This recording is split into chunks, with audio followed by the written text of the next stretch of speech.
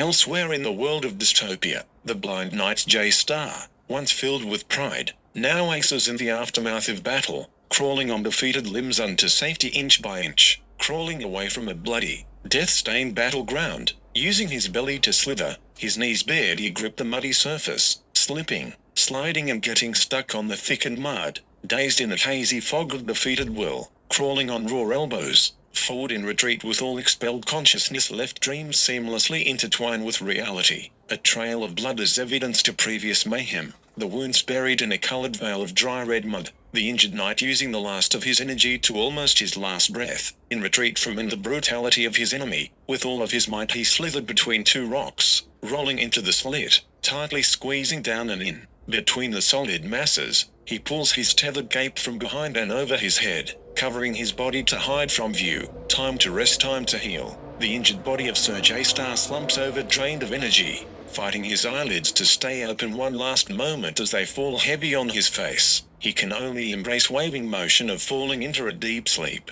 As his eyes side shut in a coma-like state, dreams emerge to entertain the mind and distract from the healing pain of such a frail state, weak and unable to defend, rest to build strength, recover, recuperate, to aim all efforts towards survival, hidden away in a tight space, undisturbed for quite a while. Seasons pass and foliage falls. The fallen autumn decay adds to his despise, hidden beneath shrubs, sticks and leaves, all composing into rich earthly soils filled with healing minerals. Over days that turned into months, the night Sir J-Star lays hidden away between the craves of two giant rocks, cocooned in the forest's foliage, a time for metamorphosis, healing from a broken spirit and a mortally wounded body. A sleeping soul fights off a being of death in deep dream, unable to awake. The raging battle of internal faith, the belief in life, to live and survive. The battle rages on. Until all was healed he lay in sleeping silence. It was not until all bones mended and festering sores closed, turning to scars of the past, the battle finally conquered with all odds of doom,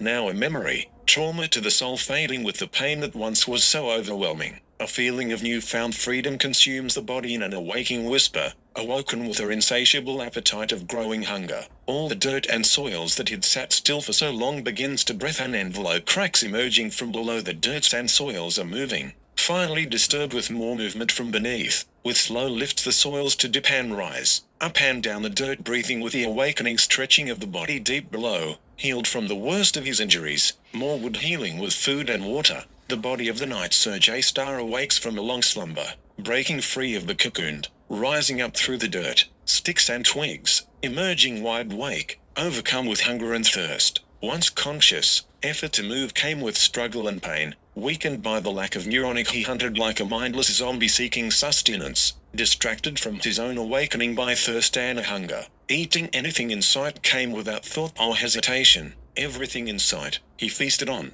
Bugs, grubs and flower butts, licking the sweet sap dry from bark it emerged from, squeezing leaves for hydration and any drops a pleasure to be found, setting traps to catch any creature or rodent for a quick fix meal and efforts to solve the pain of hunger. Chapter, you lucky idiot. Such things are too good to be true. Finally finding water, fresh, running, full of life. The water stream gave guidance for a direction to follow. In a slow weakened pace, on steady step after another, without notice the river turned to mud, like a spell of misdirection. Deception by an unseen evil set to enforce failure on all the effort you make towards the commitment of survival. The riverway followed turned dry. The dry mud turned hard, flattens out and becomes a pathway to walked upon. A path followed one step after the another, led further and further, passing through a dark mist veil. The forest in darkness and entices hiding in the shadows waiting to emerge. Getting to the other side by force, feeling his way along, following step by step, he emerges from the thick mud that still clings to him waist high. Standing tall, cracking his back, left then right, he brushes some of the mud away and proceeds forward. Stepping onwards he was sudden faced with a solid wooden door.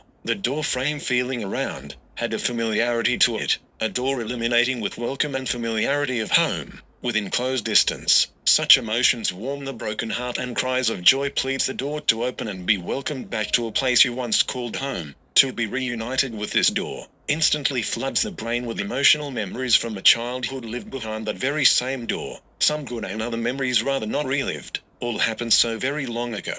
Behind this door is my childhood home. the door leading to where his father still dwells, and after many years of bitter separation to not come with hesitation, but in this form of desperation it must be done. Reaching out for help started with a knock, knock, knock, a son tapping at his father's door with hopes he will be someone to lean upon in this time of need, a father, a friend to trust with such vulnerabilities, to let down a guard and relax in a safe place and invest in a father-son relationship that was long overdue after a young boy left this place once lived so very long ago.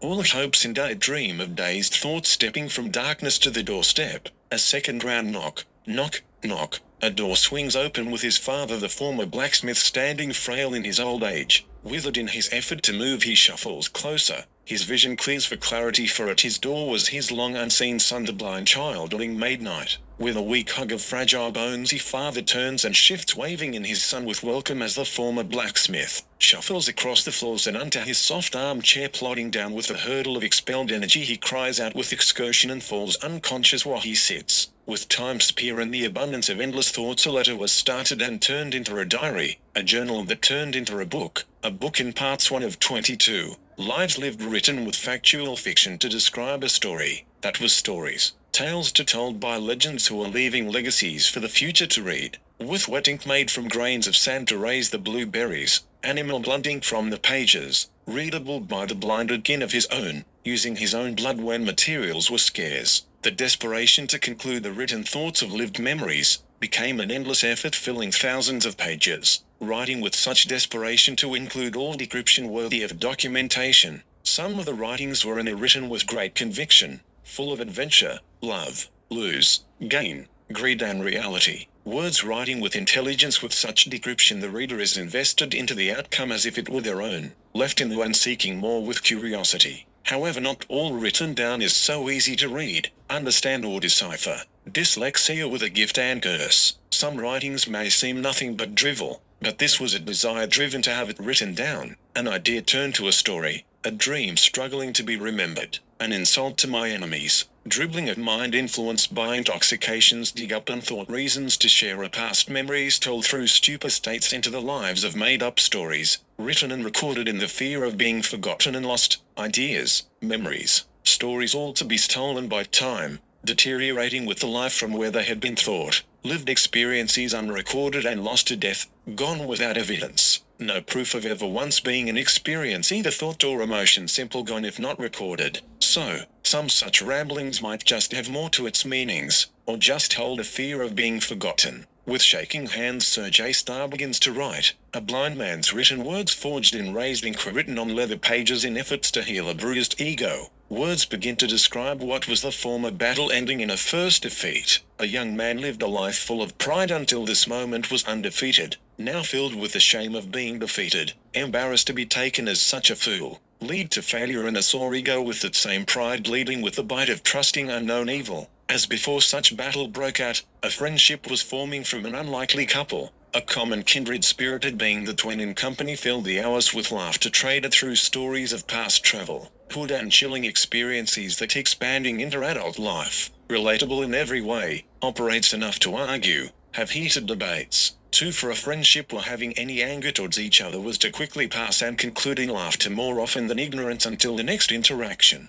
Like no other in his life, she became the closest to his soul, earning the title of my very best friend. I felt I'd found a long-lost sibling, maybe my unknown twin, with every part platonic, factual truth told as a sister would to a little brother. The faith and the trust I had built extended over years with a shared investment of a love for our platonic relationship, trusting in the loyalty that comes naturally having a best friend. Tasha gets lost within the alter ego, under the skin worn like an outfit hiding her true form, hidden among the population of humanoids, a habit that becomes her escape, a break from the eternal demands of the Dark Mountain. An unlikely couple become best friends, unable to handle the realities of such emotions, such humanoid connections. Such weakness even within herself must be destroyed. Self-destruction to separate any chance of an advantage, and so armies were sent, hordes rise formed from darkness and all directed towards an unwitting awaiting best friend and his destruction. A grown man filled with pride is cut down in an unexpected battle, taken by surprise with the energy having knowledge only his best friend would.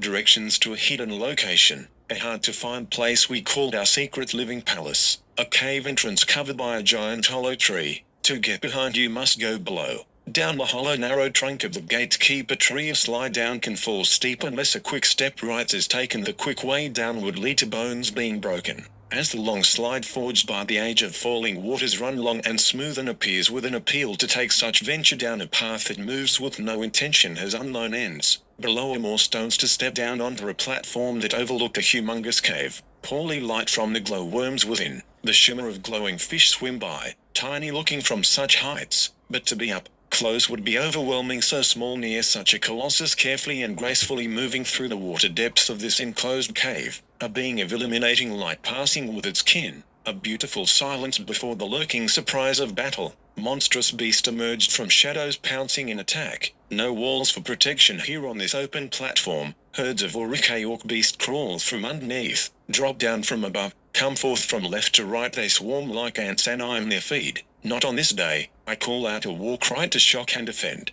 Drawing closer hordes of monsters, my sword swings with force and intention. Skilled I am, but the endless bodies come to slaughter. They do so with endless devotion. A painless, fearless army comes with the clouds and rolls like thunder on an endless wave of destruction. The tsunami of violence finally broke through my defenses, and within moments I was all but dead. Beaten, battered, broken with defeat, a painful reminder of the embarrassment of being overcome, overwhelmed by enemies in an unexpected battle that was met halfway through with the crushing emotional crash of knowledge to the brain. This was set in motion by the person you trusted with the loyalty of a best friend. The betrayal, desiccate, spitefulness, hatred for self hidden within addiction's rage had already consumed all that she would be. Tasha indulged in the story that she had invented for an alter ego to blossom in a life she imagined as a child, an escape from the tormented life of internal whispers, fractured thoughts full of anger and burst of rage. An ego went to a safe place and met a friend for a while. This was them, until adult, when she made a choice to kill of her alter ego and any links that could bring weakness and destroy any emotional leverage, including her ego's lifelong best of friend, the once blind chilling who grew to gain the title named Sir Knight J. Star. At death's calling, being beaten, pocked, stabbed, bleeding into unconsciousness, darkness filled my eyes with glittering stars of breaking diamonds. As I thought life had left my body, the beating stopped. I regained a sense of awareness. With eye open through the cave roof like a falling comet came down Tasha with forced weight, hitting the platform with gravity. The strength landing forced to crack into the platform ledge with the heavy stomp of this monster's foot coming pounding onto my broken, swollen face. The entire ledge gave way, breaking free from the cave's walls and tilting with the fall of gravity taking it forward. She stand in full view, sticking to the large rock, falling with me under her feet, looking eye to eye. She says goodie to humanity, leaping away and leaving the ledge to splash dive into the water depths below, with me on its decks. I felt the fresh cold shock of water rushing over me. Without strength I sink slowly towards the bottom of the darkened waters.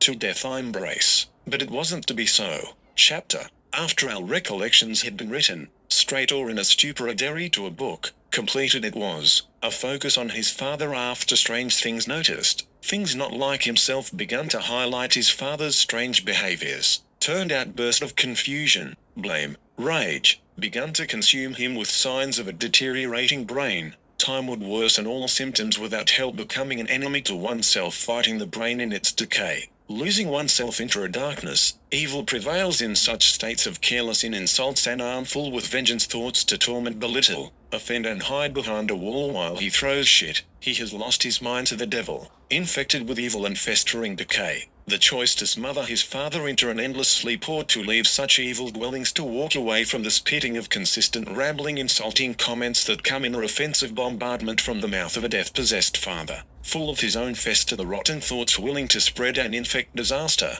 decay, mayhem of the mind and death to all one scared. The choice to leave came with ease, as the once welcoming door closed on exit. The same darkness crept his body within the doorway, and with one step the door had all but faded away, like a mist covering all. The dark veil slid him away into dream-like state, to awake on the riverbed from where he first laid to rest by the fresh water again by his side, questioning was it all a dream? What about what he had written in the pages of leather inked in sand and blood? Was that a dream too? Chapter. A journey onward home. In the time past, soothed with food and quenched with hydration, he came to conclude a newfound strength in wisdom, growth in spirit and expanse in all physical attributes. Stamina increased, running hours with ease, stealth assisted by the forest and all its dwelling habitats, towards home where his family awaits his return after a long absence. He is still greeted with love and seniority by the townsfolk of Brassing.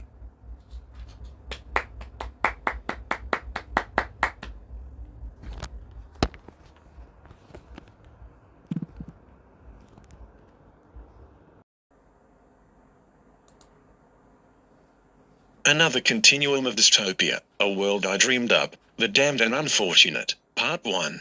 Down in a gully, by a waterhole, through the thick green forestation sits a small hut in the center of a little farm, a garden of growing vegetation, a place where trouble has begun to take root, speeding decay and fester. Long ago one past event, one request turned to regret comes back to haunt a lonely elder. From within her dwellings the walls shook, shaking everything loose and crashing to the floor. A stamped of rhinos. She questions rhinos on the stamp, taking a moment to question her own statement. Rhinos on her land, a land long nurtured, loved, cared for with obvious detail. The bright green overgrowth of this flourishing forest garden, walled with vines, leaves, berries, flowers, blossoming and blooming with spectacular colors, senses and delights. The soaking sunlight is beaming off every flower in a reflected spectrum of euphoric rays. Every leaf, bud, petal and stalk was lit as bright as they should be, into full flushes, enjoying the glory of light-giving life. Evidence that hung throughout the hallways of the farm's foliage, abundant with flowers,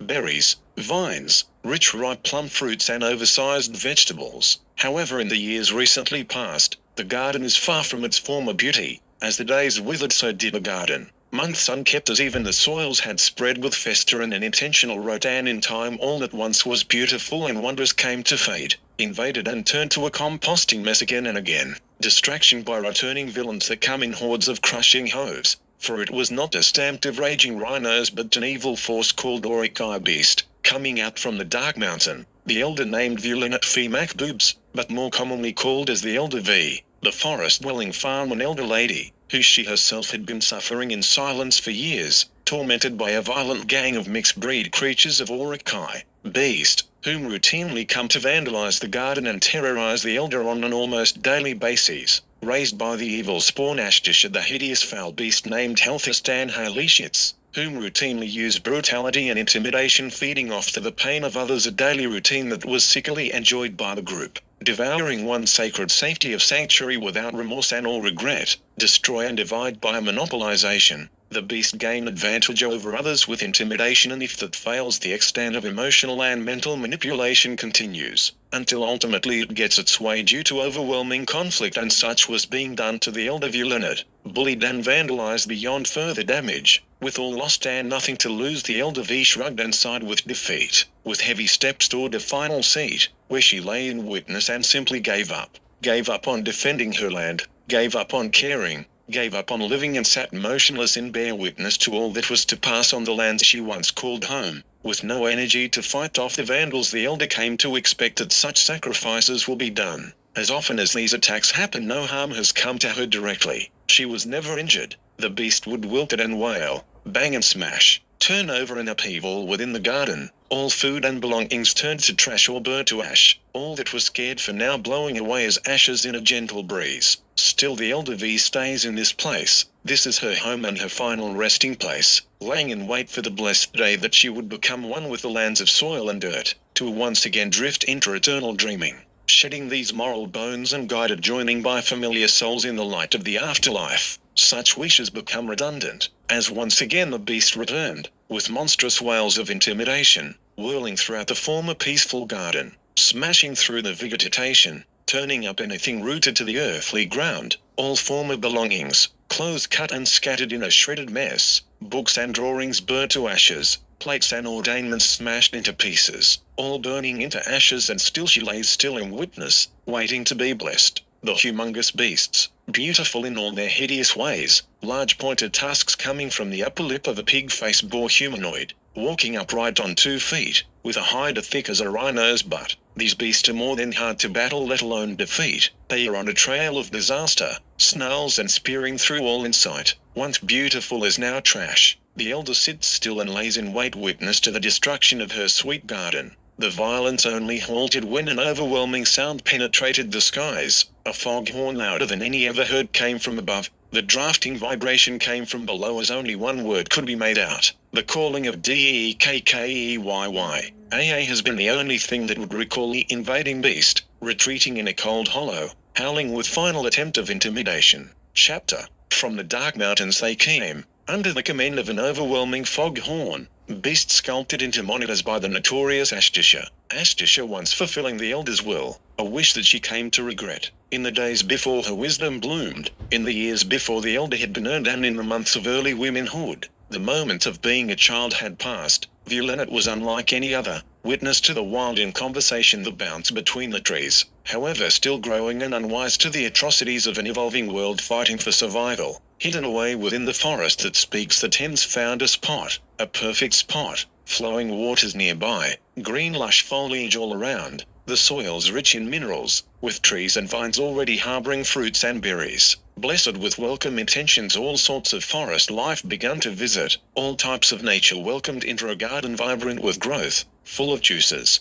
flavor. The taste of love and nurturing was abundant throughout what grew to be a fabulous colored garden. Almost all that were once called visitors are now returning on a seasonal basis, and over this time known to many as a place called home. Among all the animals that visited the garden, from butterfly to elephants, there was one forest animal held above all, one she favored, one that was loved and adored, one boar pig named Barkis. Violet had seen him as a perfect specimen in every way, a growing infatuation towards this standing strong, humongous beast, wild, masculine. The boar pig Barkis was a regular to visit the gardens for its fruits and wild berries. The first time she sees his stature, she freezes in awe with eye wide open, slack jaw widened. With curiosity she reaches out, and in retaliation the wild beast turns, flares his nostrils, flexed his shoulders, and with a twitch of his ears he came with a charging approach. Dust kicks up with his staunch thrust forward, throwing his weight. The pulsing muscle mass was highlighted with veins of pulsing testosterone.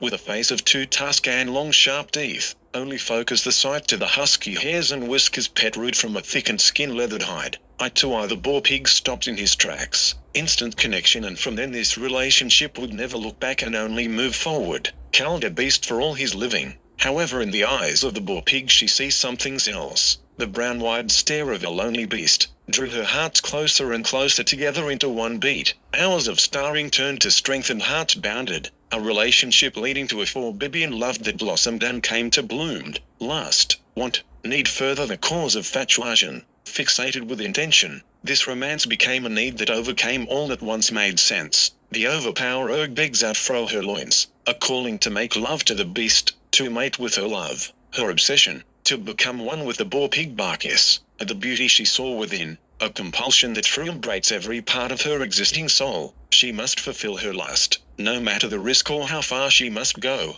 willing give all to whatever depth she may owe. A wish thrown out to the whispering conversations of the wild. On hot air the whisper wanders, creeping over, up and to the yonders, among sounds of rage or whispers floats, gliding on the warm breeze, traveling over an army of monstrous beast, ugly foul creatures, rotten to the soul. The whisper passes through the flags of war, whisking up with the ashes of the dead to a final journey to direct evil, listening with great intent. I pricked the pointed ears of Ashtisha as the whisperer of wish entered Ashtisha's brain and read like thoughts. A wish to be granted with the consequence of everlasting dread. Wish to breed with her lover sounded simple enough. However, with Ashtisha it was never simple, and never was it enough. A wish fulfilled with the greed of a great dark evil. And so, the deed was done. 9 months on, 5 piglet humanoids were born. Unlike their father, they possessed humanoid features, nor were they boar pig nor were they human. Disgusted by these abominations, she came to a need, a want, a vicious notion, a hastily decision to quickly discard them. These tiny pig-faced trolls run pups. There were 5 born in total. However, the newly found mother had regret set upon her mind. A once intentional wish turned to doom, a following emotion that was felt ever since this day of shame and embarrassment. The young Violetta held such heavy burdens brought upon herself, after one choice was made after the other, over and over, as did the years that came to past, these choices slowly consuming her life, her soul. In a distant future this returning failure will come with haunting deviation, vested in destruction to all that is valued. Denial and repressed memories come to unveil the previous dribbling, setting the stage and emotions for want. What worse than breed with a species not your own, but to abandon those whom you have given birth to? From the growth of a tiny little speck rapidly to a living, breathing being, a fragile little baby, or babies in this case, forbidden outcomes of forbidden mating creating 5 crossbreed piglet humanoids. However, this was once willed into existence with all might one could give, giving souls to succeed, and now pure disgust and fear lead to the abandonment of children, a discussion made from a new mother afraid, frightened, and unskilled with life experiences. The sixpence would be one to build upon, adding to the core values of what a person should not do, especially to those form you gave birth to. Then, to discard with such conviction is an insult, hurting the soul of all and any witness to burden such knowledge. However, this deed was done, and I can only be the person to scribe a description of subfactual information, in pain of memories worth with heavy heart, and annexes this word have truth outside this dystopian word of fiction, giving away 5 piglets chillings to the elements of the earth, a large basket, squealing with the sounds of hungry chillings. The basket was sat between the raised roots of a large willow tree. In this mother's mind she thought it is at least some form of barrier before they would be found. Hopefully somebody will pass. Please somebody, anybody, take them away, she whispers with intention of a receiver. But all for conversation had come. Ignore the youngling violinist. The trees and souls and the sands had grown sore in witness of her poor discussions. To her from this moment the forest conversations fell silent. To her ears nothing could be heard. Once vibrant, floral voices, now bare ignorance in pure silence. The forest life is witness, and with heavy heart turned its back, and will do so for many years. Chapter. As a youngling grown until an adult, having all experiences one would have in a game of give and take, developing with mental stability did not come easy, nor did it happen with grace. Each day in living survival was a strengthening practice. It would be many passing moons with many fallen seasons, an earth in many passing cycles before this elder would emerge. Time gifted the one-windable clock of aging, evident by how long thick the silver grey hair would grow. Gravity punished the flesh with a once youthful physique, slender, slim, radiant complexion all faded into the memories of others, holding a mental photograph of what she once looked like, and all that came to pass. The elder became of age. Over years wisdom was earned, and so was the title of elder. The role of elder was a role fulfilled with endless efforts to gain the love once lived and have trust of the whispering conversations of the forest. Chapter. Before wisdom had taken form, for now we return to the past, to a haunting event, lived in memory again and again. After giving birth alone in the forest, hearing nothing from nowhere, she is truly alone, left with the decision to abandon the piglet babies. As the basket left her hands, sliding the basket in between the roots of the tree, there is no final goodbye. There is no last glance, no visible chance to reverse. Gravity drops the basket into place. Her hands retreated quickly into the pockets of her coat, her oversized dark hooded cloak, as she turned in one motion without hesitation, stepped away and took several large strides away from the tree, disappearing into the wild foliage of the forest, leaving the piglets childlings crying, hungry, alone. From day into the creeping darkness of fading light, they huddled in a nest together, quietly, and slept for survival in the first night. However, this is no humble story, and over the days that follow these siblings became divided in horrendous ways. Experience lose driven by hunger. Such young minds conclude the crude ways to live, the pure need to survive, to overcome a horrendous world out to eat you. An impression of the world from a young mind abandoned and left with nothing but to live. Chapter. To leave or stay. The first sibling, this little piggy humanoids, cries out with his needed to eat. The second little piggy happened to agree. The third little piggy said stay quiet and shook her head and squinted her eyes to say she didn't want to leave the safety of the basket as she gripped the blue blanket tightly over her. The fourth piggy wanted to make a plan and work it out, but was too young to know what to do. The fifth piglet slept through the emotional conversations of its siblings. When finally hunger leads to the first lot out of the basket, peeking from under the store lid to a wild unknown world, retreat and regrouping happened several times before the first attempt to leave the boundaries of the basket. The first Heathist held his grumbling belly on the third day, looked at the others, named Halishitz, Dekia, Dillwood, looked in the eye with silence, then suddenly leaped out from the basket, flicking the lid into the near waters and tipping the basket onto its side. The remaining four slid out into the open light, retreating back to the tipped basket's shadow. Hunger overcomes fear as the smell of berries is emanating from a vine close by. The four rushed to the vine, joining their sibling Heathist to gorge on the red berries hanging in abundance. Fresh, fruity, juicy, deliciousness, smacks, pops of bursting fruits. Nectar squirts and drizzles onto the surrounding dirt below them. Laughter breaks out in pure bliss as one topples over the other, slipping through, over and on each other's wrestling in a play fight, giggling, laughing, having a moment of joy in this awesome eatable delicious berries fruit. Rolling around in the sticky puddle of goop suddenly hit a silent halt meet with a bellowing squeal of a piglet's butt being bitten by red warden ant. As not one many begun to surround the nectars and juice, the ant ready to protect their goods from these oversized invaders. With nippers filled of burning acid, any victim would be in a world of unknown pain. Kill the invaders, retreat from our holy red berries. Ants go to war. The siblings try to escape from the poodle of sticky nectar, realizing they're in trouble and their sibling is already hurt. Slip, slop slugged, a slow motion retreat as the slimy nectar covers everything and all of them. The ants draw closer. Tiny dots are ants by the thousands, advancing as the piglet's sticky, slow-moving hooves are pulled away and finally out of the goop. The siblings, now in pain and somewhat stuck together, head towards the water. Heathist, whiles in pain, hopping on one leg, held up by his sibling Durwood. Dillwood already ahead afloat in the water. The others lead each other down to the water's edge, as they all begin to wash off the sticky nectar of berries juice. From nowhere expected, a large, historically hungry wolf bounce out from the shadows and step up 3 piglets in one big gulp. As hungry as this wolf was ever, he was aware the killing and eating of any baby in any form is highly forbidden, frowned upon with punishment of death if found. He pounced around another rock, another tree, leaped up and over to out of sight. On the last leap between 2 rocks, his jaw grew weak and 2 of 3 piglets fell into an unreachable spot. Energy wasted trying to sweep them up. Still one little squealer left, just enough for a nipple, just enough to quench this pain. Please don't see me, as I will never do this again. But the little runt had a different plan, for he was no meal for any animal, plant or man. As the wolf whipped around his tongue, eager to grip or swallow this tongue one. But his tongue was unable to move. He opened his mouth to spit the piglets out. Nothing came out. Lodged in his throat with a tongue tied as a belt was a little piglet's runt named Haley Shit, whom held on tight as the wolf lost air, choking to his death. Falling to the dirt with his mouth wide open, a small gooey piglet came rolling out,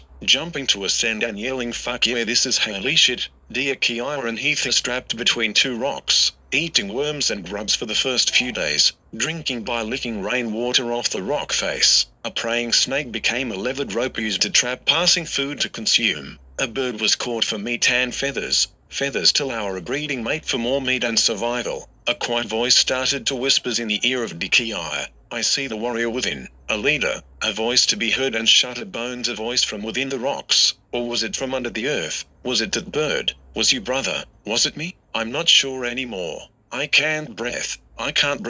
Heath stand to her side, patting her back. When Kiara made a giant inhale. As she inhaled, her fist clenched up. Her face went blue, inhaling all more than she ever could or had before. Holding the hand of her brother, she lets out an almighty belching roar, loud in vibrations. The sound resonated, shaking the rocks that kept them captive. Keep going, Heath status with encouragement. The vibrations start to move and dialogue long placed rock, some cracking, splitting the sound and tone emanating from his sibling's face. An opening emerges and becomes a glance to freedom. As she stops to breath and lifts her head, she too see the path to freedom opened up just ahead. In a rushed step forward, the now fragile dirt ground floor below moves and quivers, and upon where they stand gives way, falling into a black abyss. No lighting other than the hole exists. The duel trapped once again feel no fear, just little disappointed. A fight in poor light. Shortly into the dark walk forward, a distant buzz of humming light was heard. Clangs and changes of clanking metals. His was not an animal but a cave-dwelling pack of travelling monstrous beast called orcs and thick-headed trolls, sometimes in a pack of up to 3 or 4,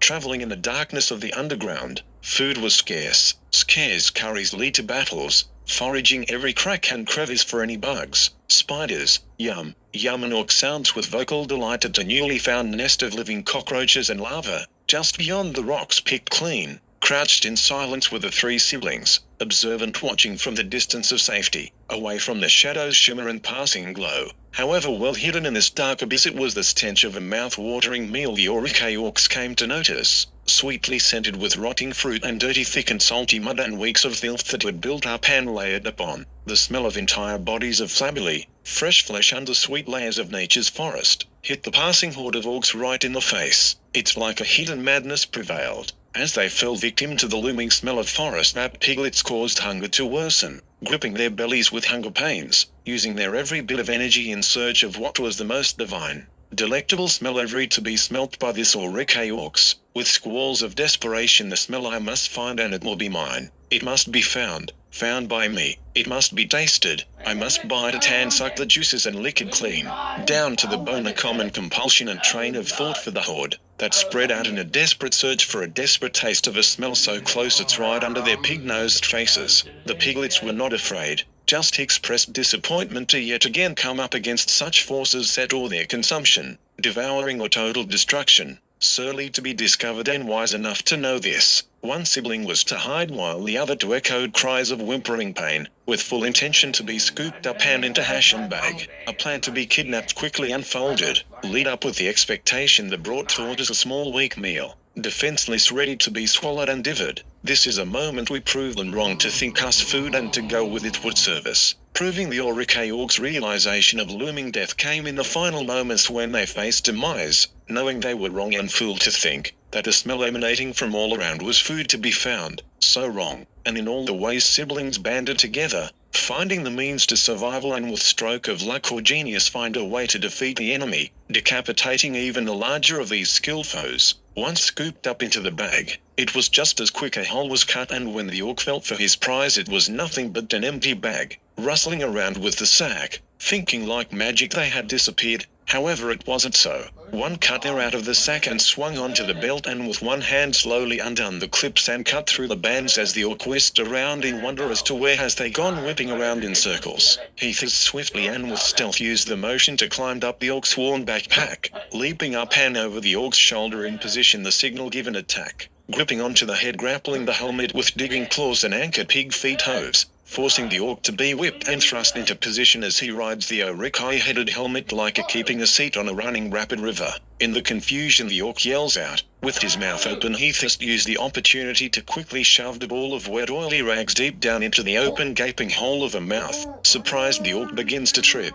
stumbling into fall backwards, legs swept out by a simple leathered snakeskin, cut down at his heels. The arms wail and flare out and back, waving wildly for balance, the Oricke orc still chocking on the well-lodged dragon deep within his throat. The orc's eyes, watering, find gaze to a light directly forward. With a blink to clear his vision, he comes to see that is directly in line with his flame, realizing it was pointed right into his gaping face, and just then in that moment small bright glowing flame suddenly went kihoof as Haley shit set up a perfect shot. A flaming ball of liquid was slung with speed and accuracy from the hands of the sibling called Haley Shits. Dikiai had tied and fixed the leathered snake skin for the orc to trip, working together, holding for a moment to focus the flame and aim for the oily wet rag soaked in flammable sticky rotten fruit nectar. Once removed from their skins and collected by chance and used in lamps, the oily nectar residue was highly flammable that lit easily and went up in a fiery burst when compressed. As the orc tried to scratching and scrapping at his neck, suffocating with a mouth of flames, he tries to use fingers to grip a strip and dislodge the burning rag. Just as he managed to get a grip of one small tiny strip, squeezed and gripped between his index and pointer finger, he began to pull. Kaboom! Its head exploded into pieces of raining red fluids that smelt of ashy smog and rotting fleshy nectar. One of three has colored the walls with a wild bang that was humorously unexpected. After the laughter of the surprising pop of the Oricke's brain, his body slumped to the floor with a heavy thud, the sound of sincere dead weight. The three little piglets, chillings, take grip to weapons in hand, jump into a turn, ready to face the next battle of the remaining troll and the other Oricke beast. However, the space they once stood in witness is now vacant. Only a trail of dusty footprints were left in their wake in an abrupt effort to leave, abandoning their horde mate to a choking death with no defense from those called comrades. Beastly mate, leaving a member of their horde to defenseless death, held no sacrifice and was a failure worn by the betrayer until the final days of death. This burden is worn like a wet soaking cloak of shame, betrayal and embarrassment, weighted down in everyday life, with the living thought of a friend left to face death without the savior they thought you to be. To face this disappointment in realization of a pending doom describes the Oricke orc Nikolai Liescom, as it was him and his troll-like brother that were so quick to abandon a desperate and dying horde member under attack, to flee from assistance, to not try and help, to have an instinct to run the other direction and leave an uncle-like figure, betrayed brother of earned respect, years of fond memories torn away and turned to rage in the final moments of his beating heart, breathing anxious air, squeezed through an oily rag of burning flame. The last thought was abandonment before a ringing tone of pure silence met a sudden pop of his exploded head, with every piece of his entire head raining down in red chunks that spread far and wide, staining the rocks with his memory forever and keeping the blood patches evidence such strange events could take place in this here one tiny little space of forest. A story for future warning, for the rock stained in red was not a foe, nor did such death come from an enemy, a story told to warn all including the brave, for all that had come to pass. The stained memories of abandonment and betrayal was done by those closer than any other, the failure of a trusted companion, to see the coward within, realizing now in witness to this red stain, to renew a promise to stay connected and lead by example and never leave or abandon my own held values, continue efforts of warming my core with bright light in hopes of the return of the love give. The whispers continue with an encouraging tone of resentment. Dare the days to survive or take your soul. In this pit you will grow, turning nights filled with terror in arms of instinct and legs of defense, marching as one with 1,000 unlike yourself, in a brought force to shake the earth and bend at our will. Crushing this posed with burning death, a cold rustic female's voice lingers in the nights we dream. So dream of me from your dark dwelling. Listen to my guidance and you will prevail as my glorious foghorn commander. Sounding of your name, dear Kier, is the sound of fear and violence felt in the bones of all who hear it. Follow me, piglet child. Did my brother hear that too, or just me going mad in the darkness? As we push down deeper, blinded we go further, fumbling our way forward, yet no step seems to be the wrong one. Our feet lead by the stones we walk upon, following a blind path of the unknown, lead by a familiar whisper. A voice once distant seems closer and closer the further we go. You feel the power I weld. You feel your part is just a step away from taking place. Everything question meet with sense, clarity, devotion, all just another step forward. After freeing herself from the mouth of death, Elisha went after her siblings, tracking back days and weeks to find a gaping hole that is now there, and she can only presume without escape they fell through to the darkness below, and so she shall follow, like an idiot leaping into the unknown. What's known was her siblings were in need of rescue. Collecting sapsticks and a fire ant, Haley was able to follow a muddy hoof prints down into a darkened pathway, where the stones under your hooves move like the scales of a snake and you become unsure of your direction. Escape was inevitable for such an innovative pair, with one always to the rescue.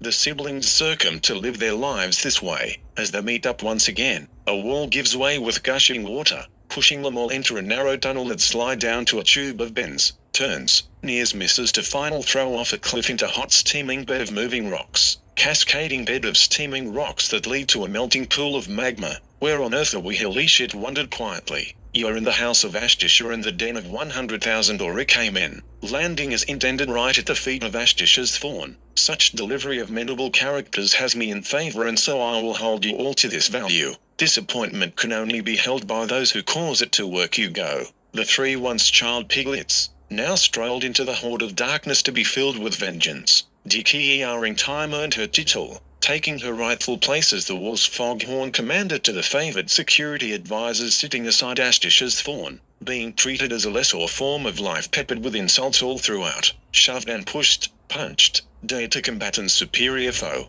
garbage thrown in a game of waster, all meet with loyalty, a sincere devotion to kneel at her feet and follow every detailed command. Standing to attention at either side, Heathist and Elisha had committed their lives to the darkness of Ashtisha's kingdom, joining the armies of darkness and army of death. However, there were another two piglets chillings left behind, two younglings huddled together, frightened, cold and shivering by the water's edge, an incoming tide slowly rising up to their sides, left in shock after they witnessed the cruel abdication of their siblings, a quick and violent event that would stain the brain with hidden trauma left behind in memories, like a bread trail, as they were continually told of their coincidental adoption in the family of the royal protectors of the king's only son, the one whom had found them so many moons ago, rowing down his normal route, on a day where the mist was nowhere in sight, on the rivers, lakes or any water's edge. Strange enough within itself, strange happenings echoed throughout, something just not right,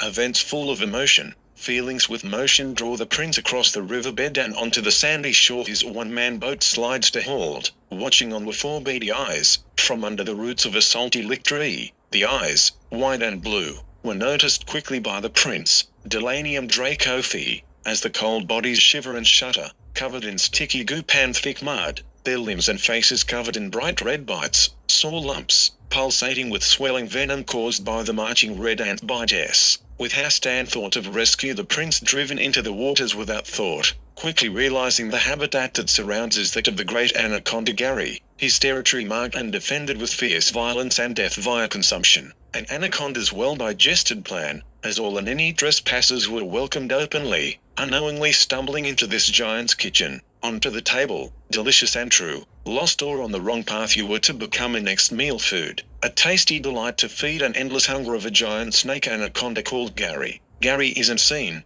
but is always very close within his territory. Gary isn't heard as he has no hands or ears. However, his entire body is flexing muscle of hulking mass that can move in any direction and is extremely long. For a large creature to be stealthy and if seen was deadly and probably too late, flashing past lessons from his elders, as the prince treads closer to the enclosed shillings. With no time to waste with rising waters, the prince moved with haste, go, go, go, finally reaching out and under the salty lick tree, pulling to safety the two younglings, whom Whaler and Willow in hunger, giving the piglets chillings a turkey wing each. Taken in with care they grew strong, and with his family came new names. Ondo would now dub Pickle, and Bill would now bestowed the name of Podge, and with love they grew to nurture. With a community they found a place to fit in, and whereas at best the prince's next of kin, protective brothers always by his side. Forest stories spread throughout the trees, a warning that had been told to those whom listen, and any ignorant has their own to blame. Over the years of growth and development, change and time to evolve, the once small fragile piglets chillings had now all but grown to full size,